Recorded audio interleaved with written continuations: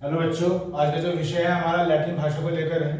हम समझेंगे कि लैटिन जो भाषा है ये क्यों विलुप्त हो गई और कहाँ की ये भाषा थी, इसके विलुप्त होने के क्या कारण थे और कुछ महत्वपूर्ण जानकारी है जो मैं आपको बताना चाहता हूँ। तो चलिए शुरुआत करते हैं। लैटिन का जो नाम जुड़ा हुआ है ये रोम से जुड़ा हुआ है। रोम जो है कंट्री, जैसे कि आप जानते हैं, तो 18वीं शताब्दी में लगभग 18th सेंचुरी में ये जो भाषा थी लैटिन पूरे रोम की भाषा थी। इसका बहुत ज़्यादा इस्तेमाल किया जाता था और अब ये इस्तेमाल बहुत कम हो गया है, या ये भी कह सकते हैं कि जो भाषा है लैटिन ये काफ़ी प्राचीन हो गई है। क्लासिकल जो लैंग्वेज थी इसे कहा जा सकता था, अब इसका ज़्यादा प्रयोग नहीं होता। तो सबसे पहले हम समझते हैं थोड़ा सा इस रोम के बारे में, उसके बाद में मैं आऊँगा लैटिन भाषा को लेकर। एक मान्यता के अनुसार ये माना जाता है कि 21 अप्रैल 753 BC यानी कि बिफोर क्राइस्ट, इस डेट को दो भाई थे। एक भाई का नाम था रोमुलस और दूसरे भाई का नाम था रेमस। तो एक मान्यता के अनुसार ये माना जाता है कि इन दोनों भाइयों ने जो आज रोम है उसकी खोज की थी। इनकी जो माता का नाम था, जो इनकी मदर थी, वो एक राजकुमारी थी, क्वीन थी, और जिसका नाम था वो था रेया सिल्विया। अब क्योंकि ये राजकुमारी थी तो जो वास्तव में आज रोम है, मान लीजिए रोम है, तो इसका साउथ और ये जो इसका ईस्ट है, इस क्षेत्र में कहीं जाके वो राज्य पड़ता था जहाँ की ये राजकुमारी थी। ठीक, उसके बाद कोई घटना घटती है वो मैं यहाँ शेयर नहीं करना चाहता क्योंकि मेरा टॉपिक क्या है, लैटिन है, और किसी वजह से ये मरते मरते बच जाते हैं दोनों भाई उस घटना के परिणाम स्वरूप, और जहाँ पे वो एक नई धरती पर पहुँचते हैं उसका नाम क्या है, रोम। एक ऐसी मान्यता बताई गई है कि रोम की जो खोज है वो इन दोनों भाइयों ने की है और किस परिस्थितियों में की है। तो ये डेट याद रखें, 21 अप्रैल 753 BC को ऐसा हुआ। उसके बाद इन दोनों भाइयों का नाम क्योंकि रोमुलस और रीमस था, इसलिए इस कंट्री का नाम बच्चों क्या पड़ा है, रोम पड़ा है। और जो यहाँ के नागरिक हैं वो क्या कह रहे हैं, रोमन्स कह रहे हैं। अब जब सभ्यता शुरू हो गई है, नागरिक होने शुरू हो गए हैं, तो वहाँ पे एक भाषा की जरूरत पड़ी। तो जो उन्होंने भाषा बोली उस भाषा का नाम ही क्या था, लैटिन था। अब यहाँ से क्वेश्चन ये अराइज होता है कि भाई लैटिन जो ये शब्द है ये क्या है। तो इस रोम में ही एक स्थान हुआ करता था लैटियम, ये स्थान का नाम है, और सबसे पहले इस स्थान में लैंग्वेज बोली गई थी, तो फिर ये वर्ड जनरेट हुआ लैटिन। तो लैटिन जो शब्द जनरेट हुआ है किससे हुआ है, लैटियम से हुआ है, ये हम कह सकते हैं। तो मैंने भी आपको थोड़ा सा बताया कि लैटिन क्या है और ये रोम कैसे खोजा गया था, कैसे फॉर्मेशन हुई थी, इसकी मैं थोड़ा सा इसके बारे में बताया। लेकिन अब हम बात करते हैं थोड़ा सा लैटिन की। तो लैटिन जो है क्लासिकल लैंग्वेज मानी जाती थी यूरोप में। 18वीं शताब्दी में इसे काफ़ी बोला जाता था, काफ़ी यूज़ किया जाता था, लेकिन धीरे धीरे इसका चलन खत्म होता चला गया। बहुत सारी अवधारणाओं के अनुसार ये माना जाता है कि जब रोमन एम्पायर खत्म हुआ 18वीं शताब्दी उससे पहले, तो ऐसा माना जाता है कि रोमन एम्पायर के साथ ही ये भाषा भी खत्म हो चुकी थी। लेकिन फिर भी कुछ मान्यताएं ऐसी हैं कि ये इसका सही कारण नहीं है, क्योंकि ये जो लैटिन भाषा थी ये पूरी तरह से ट्रांसफॉर्म हो गई थी। ट्रांसफॉर्म होने के बाद कुछ नई भाषाएं बनी और नई भाषाओं के आ जाने से धीरे धीरे लैटिन भाषा का जो चलन है वो कम होता चला गया, जिसकी वजह से विलुप्त हो गई या होने वाली है। अभी भी कुछ चीज़ें हैं, ऐसे स्थान हैं जहाँ ये भाषा बहुत ही कम स्तर पर बोली जाती है, तो पूरी तरह से मैं इसे समाप्त नहीं कह सकता। लेकिन जो ट्रांसफॉर्मेशन हुई है इसकी, उनमें कुछ भाषाएं हैं जैसे स्पेनिश है या फ्रेंच है या रोमानियन है या पुर्तगीज है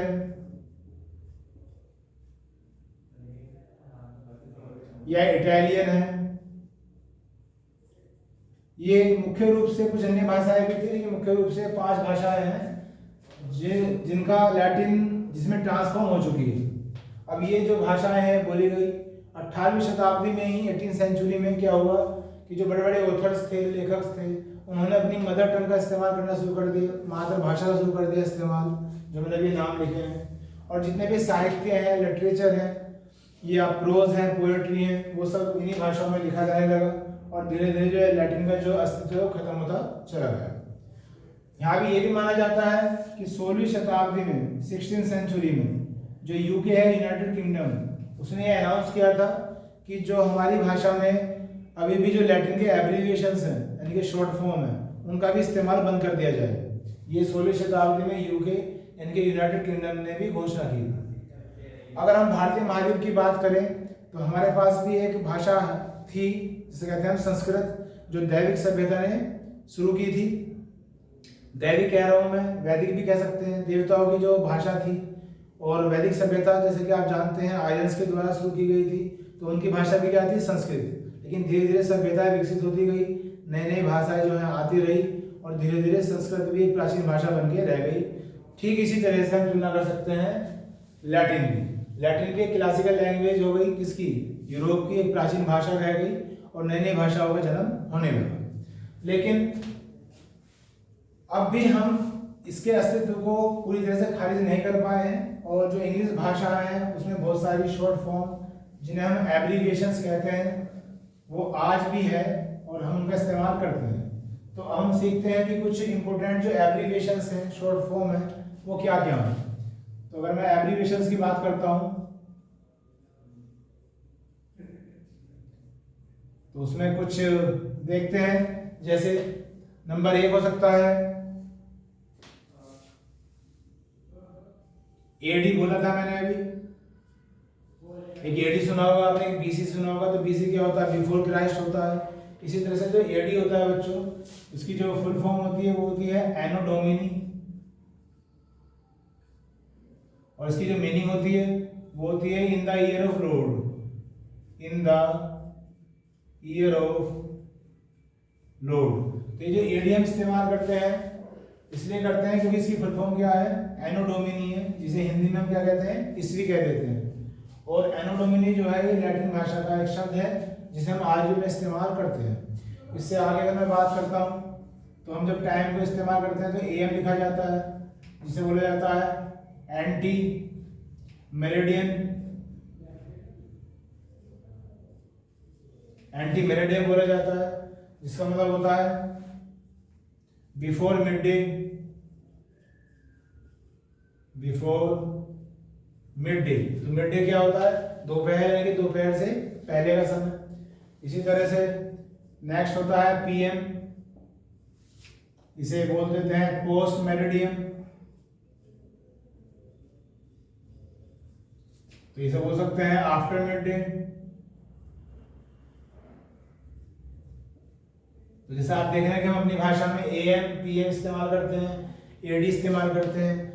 तो ये सभी जो एब्रीविएशन है कहाँ से हैं, लैटिन भाषा से हैं, जो आज भी हम इस्तेमाल करते हैं। उसके आगे अगर हम चलेंगे तो एक होता है आईई, तो इसकी जो फुल फॉर्म होती है बच्चों वो होती है IDEST, जबकि इसका मतलब क्या होता है, डेट इज कह देते हैं। मतलब जो चीज पहले कही जा चुकी है तो उसके लिए दोबारा फिर इस्तेमाल करने के लिए क्या बोल देते हैं, IE लिख दिया जाता है, जिसे कहते हैं डेट इज। तो ये हो सकती है। उसके बाद नेक्स्ट होता है EG, इसी को बोलते हैं एग्जाम्पली, ग्रेशिया, ये इसकी फुल फॉर्म है। और इसका जो मीनिंग होती है फॉर एग्जाम्पल, उदाहरण के लिए, उदाहरण देने के लिए, या फॉर इंस्टेंस कह देते हैं। ठीक, तो ये हो सकता है। और भी कुछ वर्ड हैं जो मैं लाया हूं आपके लिए, बाकी देखते हैं और क्या शब्द हो सकता है। जैसे आपने एक सुना होगा VS, तो वर्सेस, जब कोई मैच होता है इंडिया और ऑस्ट्रेलिया में, बोलते हैं इंडिया वर्सेस ऑस्ट्रेलिया। तो वर्सेस की मीनिंग जो होती है बच्चों क्या होती है, अगेंस्ट होती है, अगर मैं इंग्लिश की बात करता हूं। लेकिन ये भी शब्द किसका है, लैटिन भाषा का शब्द है। उसके बाद नेक्स्ट वर्ड है एक RIP। RIP हम इस्तेमाल करते हैं जब किसी की डेथ हो जाती है कि भगवान उसकी आत्मा को शांति दे, जिसे हम क्या बोल देते हैं, रेस्ट इन पीस कह देते हैं। Rest in peace, RIP। लेकिन जब हम लैटिन भाषा में बोलेंगे तो जो इसकी मीनिंग होगी बच्चों वो होगी रिक्वेसेंट, REQUIESCANT इन पेस। यहाँ पे ये लिखा जाता है रिक्वेसेंट इन पेस, जिसे हम क्या बोलते हैं रेस्ट इन पीस कह देते हैं, and it is represented by this abbreviated word RIP। और कुछ शब्द हैं उन्हें भी देखते हैं। जस्ट जैसे REG है, REG डॉट, इसका मतलब होता है रेजिना, REGINA, मतलब क्या होता है क्वीन यानी कि रानी। तो रानी के लिए हम REG डॉट का इस्तेमाल करते हैं, मतलब क्या होता है रेजिना। उसके बाद आपने सुना होगा परसेंट, मैथमेटिक्स में इस्तेमाल करते हैं परसेंट यानी कि 100, लेकिन जो इसका एक्चुअल जो नेम है वो है परसेंटम, परसेंटम नेम है। और इसकी मीनिंग जानते हैं आप, ईच फोर पर 100, ईच फोर पर 100 इसके लिए बोल दिया जाता है। उसके आगे है PA, ये भी बहुत इस्तेमाल होता है, जिसे हम बोलते हैं पर एनम। एनम को हम इस्तेमाल क्या करते हैं साल के लिए करते हैं इस्तेमाल, ईयर के लिए। तो जो एनम है ये भी जो है लैटिन वर्ड है, उसकी मीनिंग होती है थ्रू आउट अ ईयर। कोई भी काम पूरे साल होता रहा या करते रहे उसे हम पर एनम बोल देते हैं। उसके बाद है बच्चों MO, एक वर्ड होता है, एक एब्रिविएटेड वर्ड होता है MO, इसका मतलब होता है मोडस ऑपरेंडी, मोडस ऑपरेंडी। और ये भी लैटिन वर्ड है, लैटिन एब्रिविएटेड वर्ड है, और इसकी मीनिंग होती है बच्चों मेथड ऑफ ऑपरेटिंग, जिसे हम इंग्लिश में समझते हैं method of operating.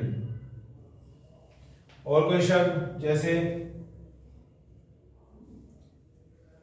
MA, MA जो डिग्री होती है उसे हम क्या बोलते हैं, हम बोलते हैं master of arts, master of arts कह देते हैं। जबकि मीनिंग क्या होती है मजिस्टर आर्टियम, इसका जो मतलब था क्या था मजिस्टर आर्टियम मतलब था इसका, और जिसे हम बोलते हैं मास्टर ऑफ आर्ट्स MA। एक बात और बताऊं मैं आपको, अगर मान लिया मैं इंग्लिश भाषा की बात करता हूं तो पूरी इंग्लिश भाषा में लगभग 60% या 60% से भी ज़्यादा शब्द जो हैं लैटिन भाषा से ही आए हैं।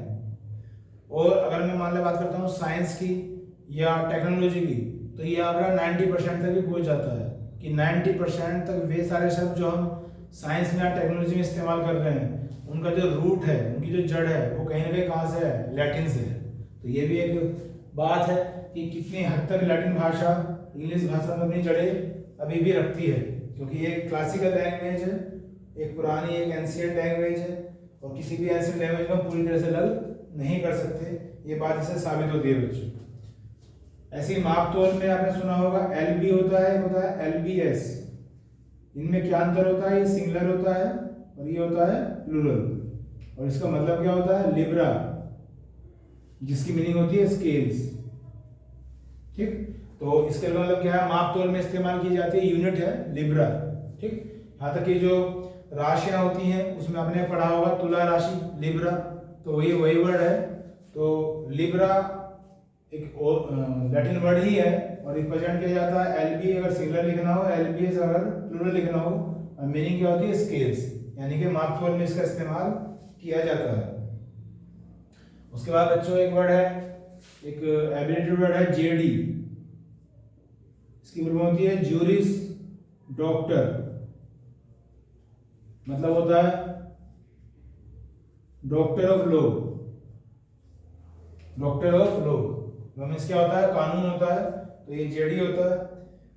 उसके बाद है एक ETC, यहाँ लिख लेते हैं ETC बहुत इस्तेमाल करते हैं, जिसे मतलब मैं कुछ लिख रहा हूँ एग्जाम पे लिख रहा हूँ, उसके बाद हम ETC लिख देते हैं, यानी कि हिंदी में आदि या इत्यादि कि भाई और भी हैं, तो तो इसकी मीनिंग आप जानते हैं, एटसेट्रा बोलते हैं इसे,